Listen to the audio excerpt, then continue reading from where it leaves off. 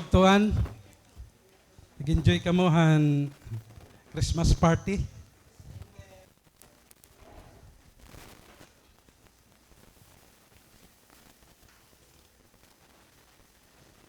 Sabot ko, diri kita mag-service yan na kay sakto 9, paglosad ko, waray pa tao, bisosa. Hello, Giro, may mga hangover pa, but salamat han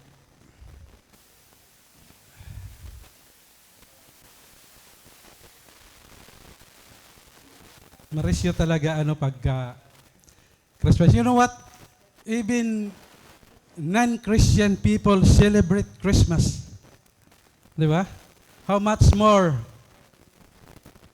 we are, di ba? Kita nga mga anak han Ginoo. We have the reason to celebrate.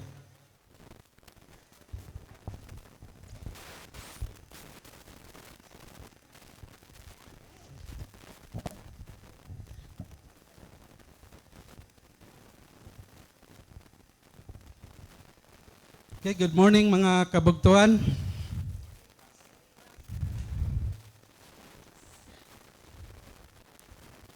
Welcome naton, may dakita bisita tikang Hamindanao. Hallelujah, welcome naton hiya, adi Engineer Van. Halin, tikang pa niya Mindanao, kumanhila talaga pagbisita aton. Pero parang nakakatunog ako nga may tuyo hiya haakon.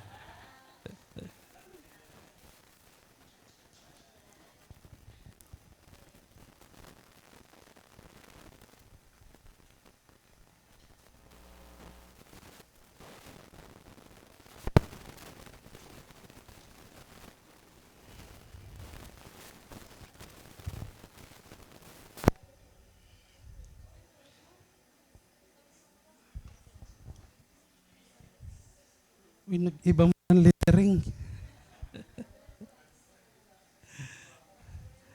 Hallelujah. This morning, I want to preach the message, the hope of Christmas. If you have your Bible with you, I invite you to open it with me in the book of Hebrews.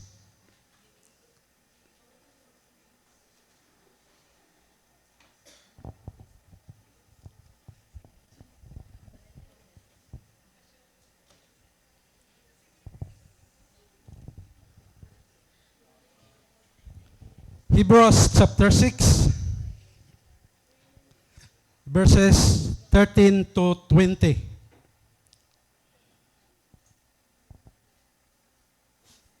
Hebrews chapter 6, verses 13 to 20.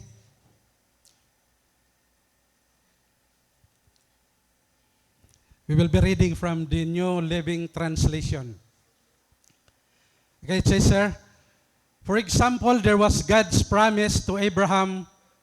Since there was no greater to swear by, God took an oath in His own name, saying, I will certainly bless you, and I will multiply your descendants beyond numbers. Then Abraham waited patiently, and he received what God has promised. Now when people take an oath, they call on someone greater than themselves to hold them to it. And without any question, that oath is binding. God also bound Himself with an oath so that those who received the promise could be perfectly sure that He would never change His mind. Verse 18, so God had given both His promise and His oath.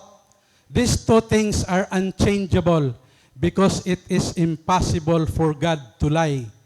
Therefore, we who have fled to Him for refuge can have great confidence as we hold to the hope that lies before us. This hope is a strong and trustworthy anchor for our souls. It leads us through the curtains into God's inner sanctuary. God has already gone in there for us. He has become our eternal high priest in the order of Melchizedek. May the Lord bless the reading of His Word. Mga kabugtuan, Christian today, Christian world are celebrating Christmas. Diba? And bugos nga kalibutan, yan na kapanahonan nagsiselebrate han Christmas. Amen? Even though there is no command in the Bible to celebrate Christmas, but we happily join with millions of Christians around the world in remembering or celebrating the birth of our Lord Jesus Christ. Amen? Sa ring pangkanta kanina, joy to the world, the Lord is come. So we join with millions of people around the world in remembering the birth of Jesus. In fact, not only the Christians celebrate Christmas, but also the non-Christian. They celebrated Christmas kasi pag Christmas, di ba, iba talaga ang pakiramdam. Di ba? So, because Jesus was born, the hopes and fears of all the world in years are met in Him today. Our text, mga kabugtuan, ang aton text, mga kabugtuan, does not at first glance seem to have anything to do with Christmas. Because in its context, mga kabugtuan, this passage were written to encourage the first century Jewish believers who were undergoing persecution during that time to hope in Christ until the end. Amen? So this is really an encouragement for the early Christian to hope and to hold on to their confession of faith in Christ until the end because of what God has promised them. So this is also an encouragement for us today.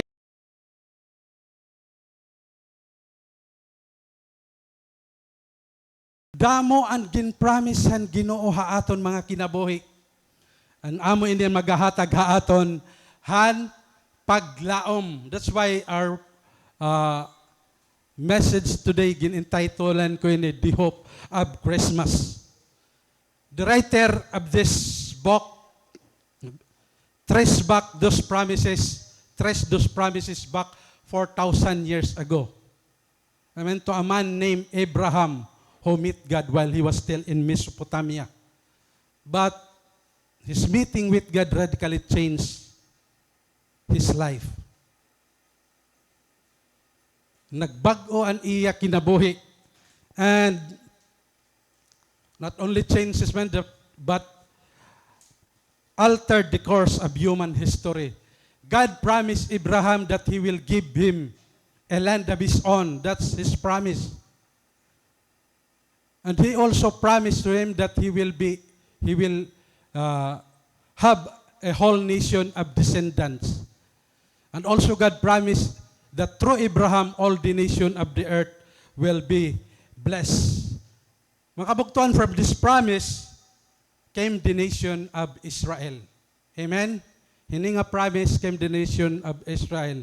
And 2,000 years later, the Lord Jesus Christ, who is the ultimate seed of Abraham. Mga kabugtuan, in order for us to believe in the God who have not sinned, God first gave a promise, and then He swore by Himself that He will keep His promise. Nasa ring diyan aton passage, God has given both His promise and His oath. These two things are unchangeable because it is impossible for Him to lie. So, kikitaon naton mga kabugtuan, God gave both His promise and His oath. Kitan mo, when we were tempted or discouraged or afraid, when we were to the point of giving up, di ba? When we were experiencing problems, di ba? When circumstances does not favor us, di ba? Even when our friends turns against us, when we fail to pass the board exam, when we experience brokenness, mga kabugtuan, we can remember the promise of God and the oath of God. Why? Because nasiring ini din hinga passage, these two are unchangeable because it is impossible for God to lie. This is a promise, mga kabugtuan, nga kailangan naton kaptan. Even in the book of Numbers 23, it says there nga, God is not a man that he should lie, nor a son of man that he should repent or change his mind. So this is the God whom we are serving. Mga kabugtuan, hiya ang Diyos nga, diri nagbubuwa. Nasirin diri in aton passage, these two things are unchangeable because it is impossible for God to lie. What are these two things? These are the promise of God and the oath of God. So God has promised not only to Abraham but also to all of God's people. Even for us today, this is not just the promise to the Hebrew people during the first century, but this is also a promise to all of God's people, all throughout generation. So mga kabugtuan, we are really blessed, mga kabugtuan, because God has promised us, and even He swore by Himself that He will keep His promise. That's an oath, because it is impossible for God to lie.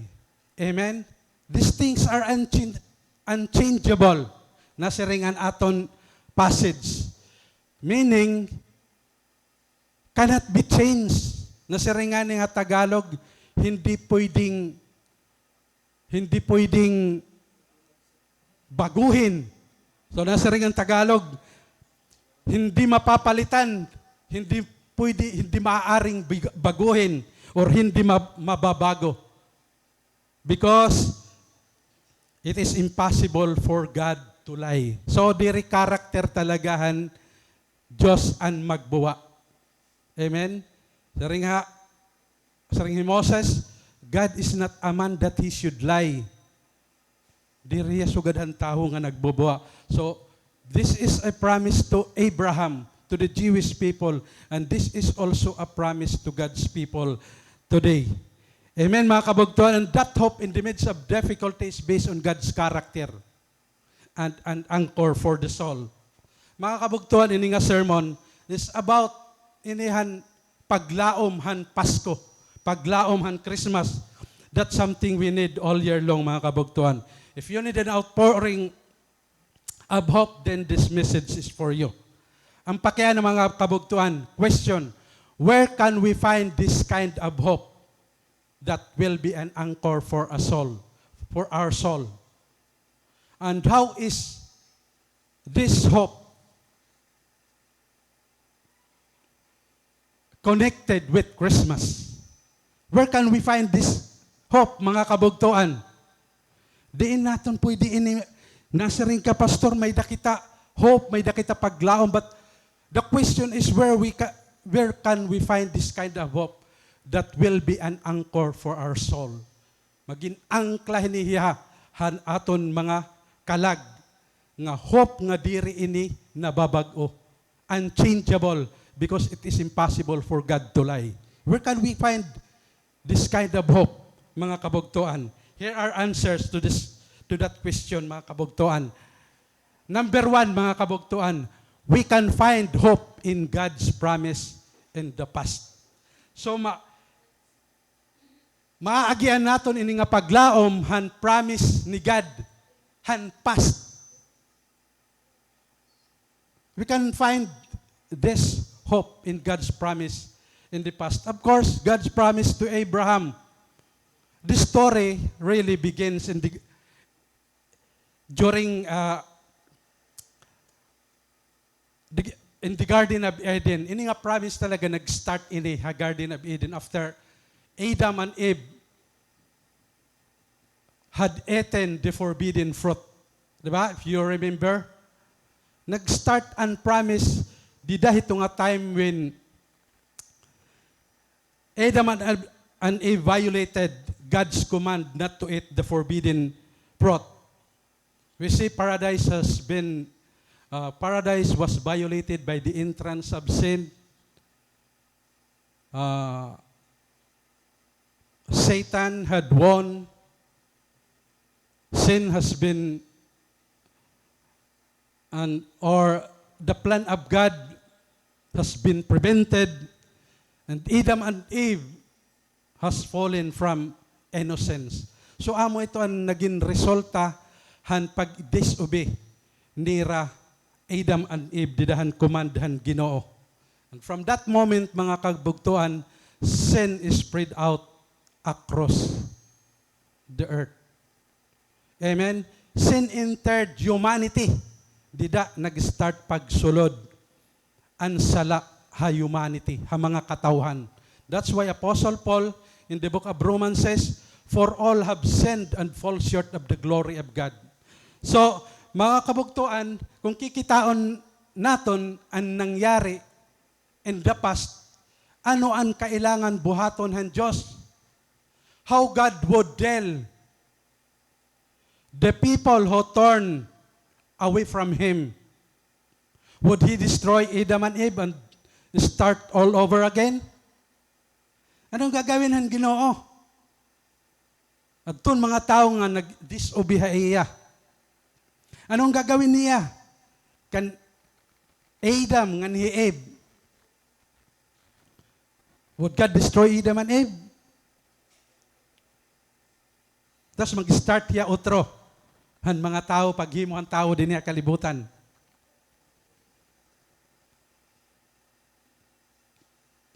Of course, the answer is no. That's where salvation begins. Amen? God would not let Satan win the battle for planet Earth.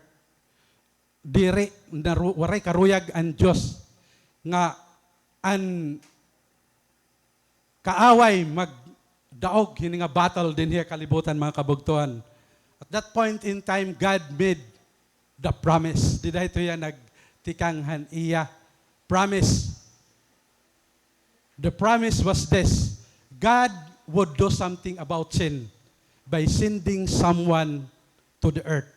So, amo ito ang iya ginhimo. Pero, hino? Paano? Saan? Kailan? Di ba? That's the question. Who? How? Where? When? Let's trace the unfolding answers to that question, mga kabugtuan. God would send a deliverer. Number one, He will be a member of the human race. So, nato number one, ang deliverer would be a member of the human race. In Genesis 3:15, ito naton, nasa rin God, this is what God said to the serpent. Nasa rin niya, "And I will put enmity between you and the woman, and between your offspring and hers. He will crush your head, and you will strike his heel." Mga kabugtuan, the deliverer, when He comes, would be the seed of a woman. So, this is what Genesis 3:15 says. He will be the seed of a woman. That is, He will not be an angel or some supernatural creature, but He will be a man and will enter the human race by being born of a woman. So, Genesis 3:15 is just the first length of a long chain that leads us to Bethlehem. Amo ini an Genesis 3:15. Ang tawag hini evangelium, or this is the highway to the cross.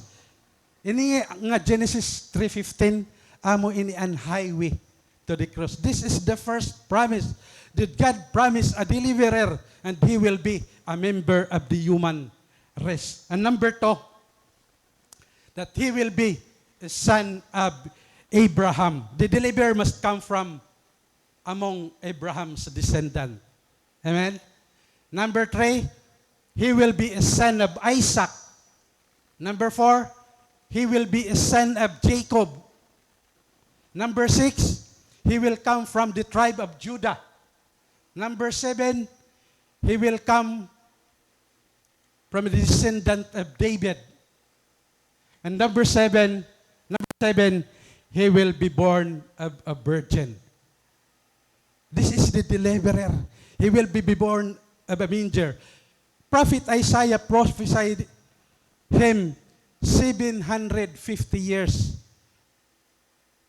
before the birth of the Lord Jesus Christ. Nasa rin hiya, Isaiah chapter 7 verse 14. Therefore the Lord himself will give you a sign. The virgin will be with child and will give birth to a son, and I will call him Emmanuel. There's the fulfillment. In Matthew chapter 1 verse 23 is the fulfillment of this prophecy. The virgin will be with child and will give birth to a son, and they will call him Emmanuel. Emmanuel, which means God with us. Imagine, this is a promise. Kaya bless kita mga kabugtuan. Ang Diyos kumanhi hakalibutan. He is the Emmanuel, meaning God with us. It's not just in heaven, but He chose to come here to be human. Imagine, di ba ini maghahatag-haaton mga kabugtuan dignity? The deliverer chose to become a man. Was born of a virgin. And number 8, he will be born in Bethlehem. Mga kabugtuan, when all these prophecies are taken together, we have an amazing portrait of the Messiah. Grabe mga kabugtuan. Amo ini ang Messiah. He will be a Jew. He will come from the tribe of Judah. He will be a descendant of David. He will be born in Bethlehem, and he will be born of a virgin. Who would qualify this, mga kabugtuan? Who would fit this qualification? Hino ang pwede mag-fit ang qualification hini? Usahiya nga Jew. He come from the tribe of Judah, the descendant of David, born in Bethlehem, born of a virgin. Mga kabugtuan, kung kikitaan natin ini nga qualification, many people would fit the first one. Amen? He will be a Jew. Damo.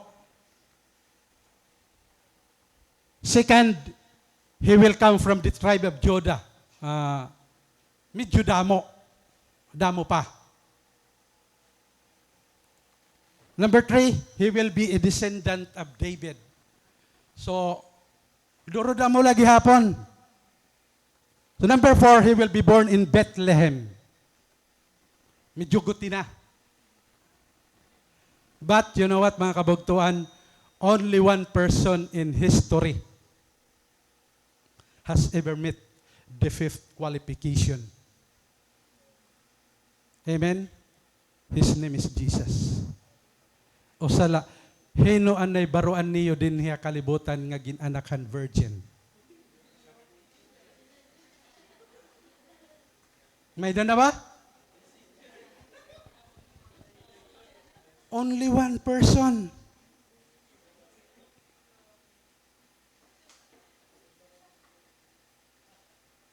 Who be born of a woman. His name is Jesus. Many years ago when I was a kid, dito hamon na ner barangay namon, may gimbalita nga may dalalaki nga nagburod. Oo, may lalaki nga nagburod. Tapos, lalaki hiya diri pagod babayi. So, ira naging kita, damon na usyoso nga to, even tikang haamon mga barangay, napakadto talaga, kay nagburod na talaga hiya, lalaki. Nasaringan mga tao siguro, first time ini nga lalaki nga magbuburod.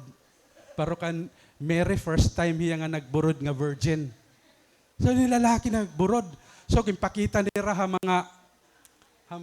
ano pa yun,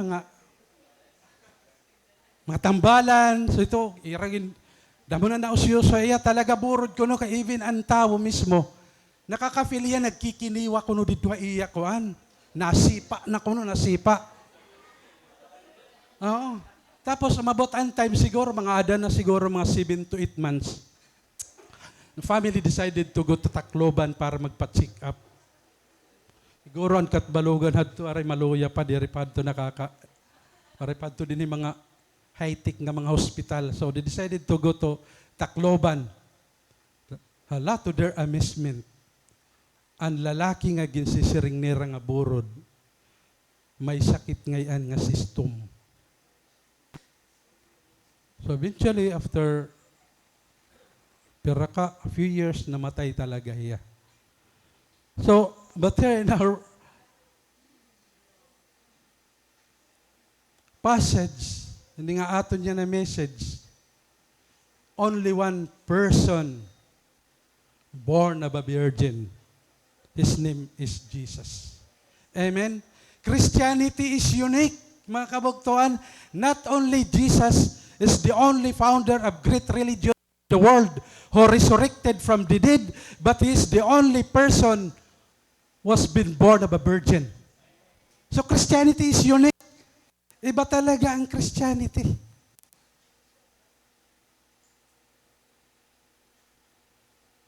Jesus was born of a virgin. When taken together, mga kabugtuan, we'll learn from this, in nga promise and Ginoo, we'll learn from this that God keep His promise no matter what. Amen? He even used imperfect people to accomplish His promise. So pag siniringhan Diyos, pag promise niya, it cannot be altered. Amen? Promise niya, maiot pa because He is the God who cannot lie. Hiya ang Diyos nga diri nagbuwa. So this genealogy mga kabugtuan, this is the genealogy that matters is Jesus. Mga kabugtuan, everything that happened before to lead to Jesus. God orchestrated histories, centuries of history in order to bring His Son to the world at just the right moment. So, ang Diyos talaga ang nag-orchestrate centuries of history para mapaabot ang iya promise nganhi hakalibutan. In promise na niya long time ago, Genesis 3:15 pala at the start of writing han first book han Bible. Gin promise na ni God and deliverer that He will be born of a virgin. He will be a Jew. He will come from the tribe of Judah, a descendant of David, from Bethlehem, the only person who will be born, who had been born of a virgin. Hiyala ang tao nga ginpanganak han virgin. Mga kabugtuan ini nga incredible transgenerational display of God's faithfulness ought to give us hope, mga kabugtuan, as we move this uncharted future. Mga kabugtuan, kung anong ginhimo han Ginoo ngadtuhan iba, He will also do it for us as well. Amen ba, mga kabugtuan? We can find hope in God's promise in the past, mga kabugtuan. Ang past pala, may na paglaom, mga kabugtuan. When Genesis 3:15 was written, maghatag na talaga itohan paglaom haaton niya na. Mga kabugtuan, ang ikaduha, mga kabugtuan. We can find hope in God's present help. So makakaagi kita han paglaom, han bulig, han Ginoo yana nga present nga panahon. One of my favorite verse in the Bible is in Psalm 46. Nasing dere, God is our refuge and strength, and always ready to help in times of trouble. God is our refuge and strength. Pag may problema ka, hinuan imo hihimo nga refuge. Hino? Pag waray ka kwarta, siguro ang Bombay. But Psalms 46 declares that God is our refuge and strength. Nasusadin nga makabatihan mga magsing-irog nga nasiringhira nga, ikaw laan nagahatag ha ako ng kusog. Grabe mga kabugtuan. May danahay yung nagsiring ito din mga kabatanunan. Insiring mo na ito imo jowa, ikaw lang nagahatag ha ako ng kusog. Ikaw lang akong paglaom. Grabe mga kabugtuan. Amo ito natabo. Mga kabugtuan, find it comforting mga kabugtuan that God helps in times of troubles. Di ba? Naka-comfort talaga ito haaton. Naghatag itong comfort that God hiyaan naghatag haaton ng comfort. Ha mga panahon nga dida lugmok kita. Ha nga panahon nga mga sugatan kita. Di ba? Amo man talaga naton pinaguhugutan. Di ba? Amen. Nasa ringi Clark.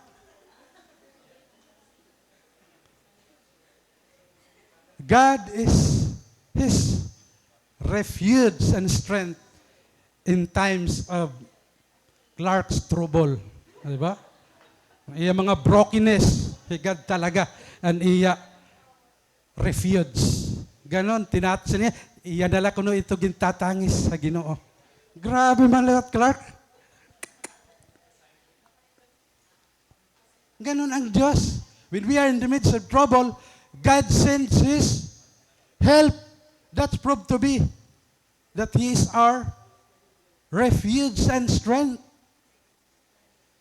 Mga kabugtuan, kakano ka baging pabayaan han Ginoo? Diyan ang kanta, kailan ako iniwan ng Diyos. Di ba kailan?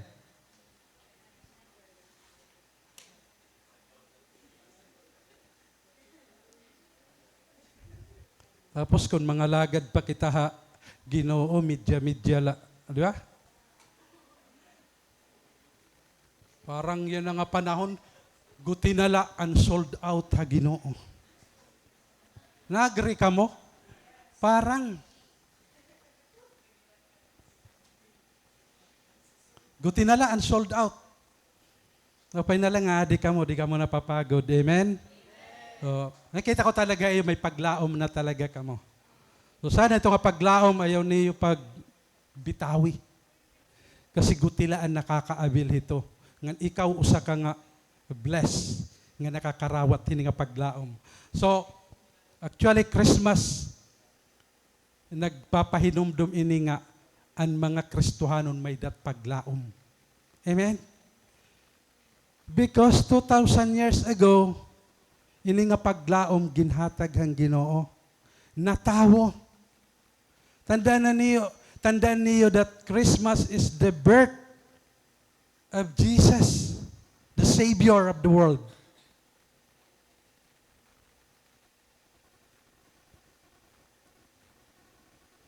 Tapos nag-i-expect ka mga gift. Jesus dapat at makareceivehan mga gift yan na. Kaya nga nag-i-expect ka man han gift. Sige daw. Maram ka mo kagabi, kakulop han aton Christmas party. Nasyak talaga ako may gift. Oo. Nakita ko kada ako han iya gift. Kita Tuhan Ginoo talaga nga gift. Pero an aton dapat paglaom adtuhan deliverer nga ginpadara han Ginoo 2,000 years ago. Amen. Life is a journey, mga kabugtuhan. Damo ang mga twists, damo ang mga turns, but I believe in the sovereignty of God more than ever before. Amen. Maaram kita nga ang Ginoo naghihimuhan nga tanan hito. Di ba? We have what we have because God willed it to have it. Di ba? We have what we have because God willed us to have it. We live where we live because God willed it to live here. Di ba? And even mga kabugtuan and aton mga problems are apportioned by the hand of a loving God. Bisan ang aton mga problema, ginalaw itohan Ginoo. Amen? Dapat diri kita umatras ang mga problema. Kasi ang mga problema, nagpapatibay itohan aton pagkakristuhanon. Amen? Di na ka nagmamatured, mga kabugtuan. Ano na ibig sabihin, mga kabugtuan? Ibig sabihin, there is no such thing as luck or fate or chance. Waray sugad ito, mga kabugtuan. Or the things that really matter like life and death, di ba? Health and sickness, or mga kabugtuan kung ano man ang future nga aton ginuhulat or aton mga loved ones. Mga kabugtuan, it's comforting to know. Because naokoy kita din niya kalibutan nga wherein mistakes are made all the time, often by well-meaning people, di ba? Very possible, mga kabugtuan, that Christmas reminds us of our problems. Natuod ba ka mo? Alam nyo, pag Christmas, dirila nga tanan kalipayan. There are times nga mas nainomduman nato ng mga problema. Oh, agree aning. We may even feel like giving up. Ganon talaga, mga kabugtuan. You know what, mga kabugtuan? God is at work engineering every circumstances in which we cannot see. Hiya man talaga nag-orchestratehan nga tanan. Nga naghihimo yan mga pamaagi nga diri naton nakikita. Amen? Amen, mga kabugtuan? And He can create good out of even hopeless or evil. That's our God. We only need to trust Him. Kailangan lang natin magtiwala haiya, mga kabugtuan. Mga kabugtuan, may paglaom in the midst of our troubles. May paglaom. Sige rin masapit, may paglaom, bugto. Amen? May paglaom. Be patient. Wait on the Lord. Amen? The Bible said, those who wait on the Lord will never be put to shame. Ang ibang translation na saring, those who hope in the Lord will never be put to shame. Bugto, may paglaom. Di daha Ginoo. Present nga mga panahon. Yan na, may paglaom. Not only we can find hope in God in the past, but we can also find hope in God in the present. Amen? May daliwat kita paglaom, yan na nga present. And ikatulo, mga kabugtuan, we can find hope in God's future glory. So, may adaliwat kita paglaom ha future. This is what Apostle John said. Good day. Saring, we are already God's children, but He has not yet shown us what we will be when Christ appears. But we do know that we will be like Him, for we will see Him as He really is. Mga bugtuan, mga anak na kitahang Ginoo, hope means better days are coming. Amen? Di permi, sugad ito ang panahon. Naagri ka mga bugto? Di rin man talaga nga tanan nga panahon problemado ka. Di ba? Bitter days are coming, mga bugto. Amen? If there were no hope, this world is a terrible place to live in. Naagri ka mo, mga kabugtuan? Kung waray paglaom, O sayang, sayang ang pagbinalik-balik nato na simbahan. Di ba? Sayang, ora-ora. Kaya nung mag-aalagad pa man kita Ginoo. Di ba? Today, there is so much suffering, so much pain, so much brokenness, violence, lawlessness. Grabe mga kabugtuan ang natatabo hakalibutan. Di ba? This is God's world, but it is not the world He made. This is God's world deeply destroyed by sin. Mga kabugtuan, but bitter days are coming. Mga kabugtuan, tandaan niyo may maupay talaga nga tiabot. Amen? We need only to take hope. We need to take faith, mga kabugtuan. Kumbaga sa ring panaknabatian, sa atin ang huling halakhak. Di ba? If you are experiencing rejection, persecution, unfairness, mga kabugtuan, just take it. Sa atin ang huling halakhak. Christian has the only people who have real hope. Amen? One day, by the grace of God, the memory will be, lost strength will be renewed, and even our mind, ang aton hunahuna will be made whole, and the ravages of time and old age will be reversed forever. But before God is finished, mga kabugtuan, bago ito ang nga tanan, mga kabugtuan, did in Christ, will be rest incorruptible.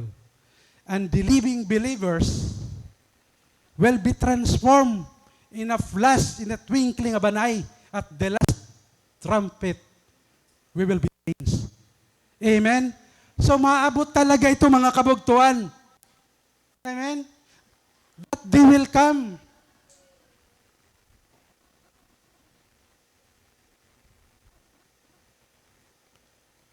Pustahay pa kita. Pustahay. Maabot ito mga kabugtuan. Bitter days are coming on the way. This is our the future glory. Is there hope in the world? Yes. May paglaom din niya kalubutan. Hope invaded 2,000 years ago at Bethlehem. Amen? If you want that hope to invade your lives, then you must do what the shepherd did so long ago. So, kung karuyag nimo nga ito, nga hope mag-invade hay mo kinabuhi, himoon naton ang ginbuhatan mga shepherds during the first Christmas. So, amoy niyan maghahatag haaton han paglaom. Mga kabugtuan, we must come to Bethlehem. Amen? And bow before the newborn King. So, let's bow mga kabugtuan.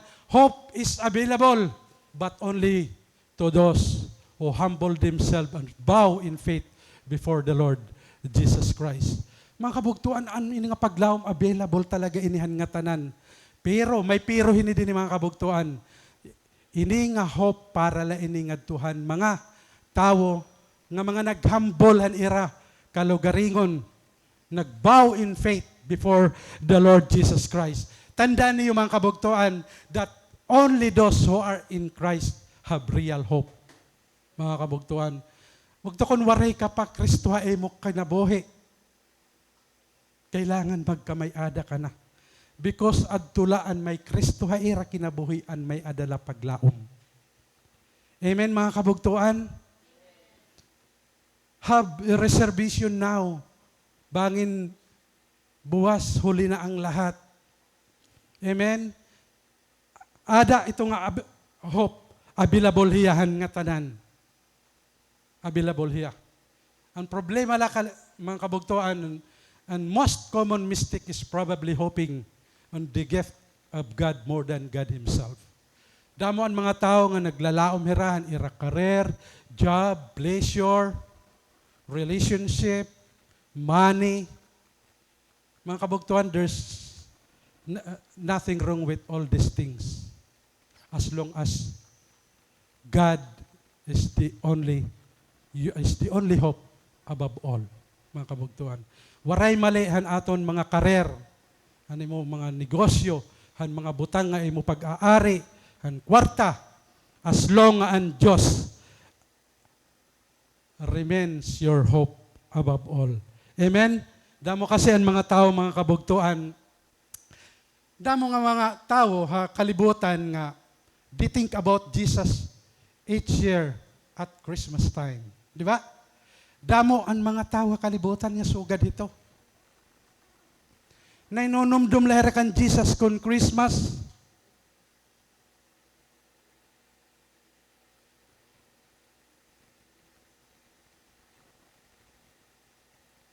Amen? Deeply moved. Karuig nira magkamayada relasyon na Ginoo. But when Christmas time passes, they lead away from the manger. Waray na. Hera dida. Hapangalaga da Ginoo. Nainunumdum lahir kan Jesus pag Christmas. Mga kabugtuan. Mga kabugtuan, there's great danger in coming to Christ but never making a commitment. I repeat, mga kabugtuan, there is a great danger in coming to Christ but never making a commitment. You cannot prepare for heaven just as you prepare for the board exam.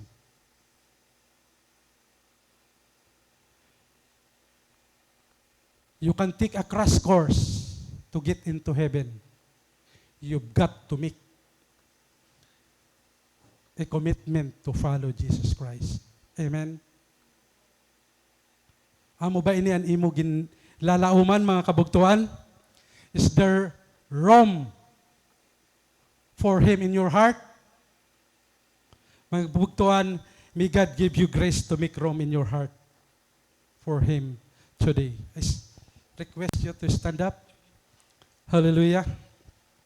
Mga kabugtuan, as we celebrate Christmas today, mga kabugtuan, our message